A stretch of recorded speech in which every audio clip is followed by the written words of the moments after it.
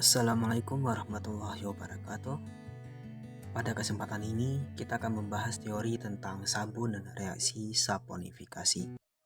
Sabun adalah salah satu kosmetika yang telah dikenal oleh banyak orang yang dapat berfungsi untuk membersihkan kotoran-kotoran yang menempel pada kulit. Secara teoritis, sabun merupakan salah satu surfaktan yang dapat menurunkan tegangan permukaan air dan berfungsi sebagai pembersih. Terjadinya penurunan tegangan permukaan pada sabun dikarenakan sifat surfaktan yang bersifat polar dan nonpolar, sehingga dapat membersihkan zat pengotor yang bersifat polar dan nonpolar. Rumus molekul sabun. Pada sabun padat terdapat rumus molekul RCOONA, sedangkan pada sabun cair, rumus molekulnya ialah RCOOK. Gugus molekul R merupakan senyawa alkil yang bersifat nonpolar, sehingga dapat larut dalam minyak. Sedangkan gugus COONA dan COOK merupakan ion karboksilat. Gugus ini bersifat polar sehingga dapat larut dalam air. Kedua gugus inilah yang dijadikan sebagai surfaktan pada sabun. Adapun mekanisme pembersihnya ialah sebagai berikut.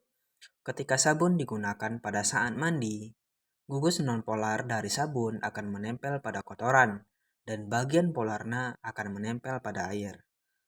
Hal ini akan mengakibatkan tegangan permukaan sabun yang memiliki gugus nonpolar, yaitu R, akan mengikat kotoran dan gugus COONA dan COOK akan mengikat air, sehingga zat pengotor pada kulit akan terangkatkan. Reaksi yang terjadi pada proses pembuatan sabun ialah reaksi saponifikasi. Reaksi ini terjadi antara trigliserida ditambah dengan basa atau alkali kuat akan menghasilkan gliserol dan sabun. Alkali yang digunakan pada sabun padat ialah natrium hidroksida.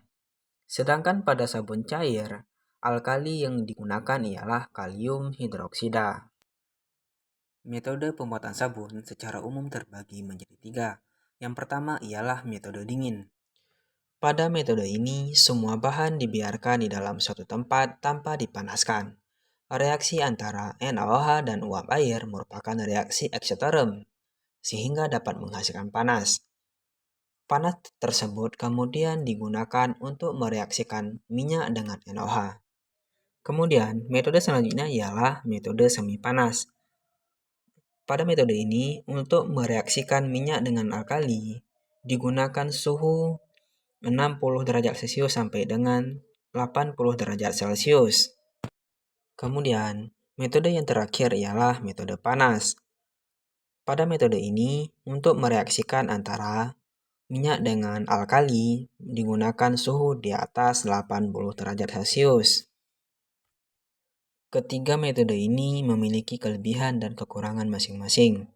Pada metode dingin, memiliki kelebihan yaitu biaya produksi yang relatif murah, namun membutuhkan waktu reaksi yang lama dan harus memisahkan antara gliserol dan sabun. Kemudian, pada metode panas, memiliki kelebihan ialah reaksi saponifikasi yang terjadi lebih cepat.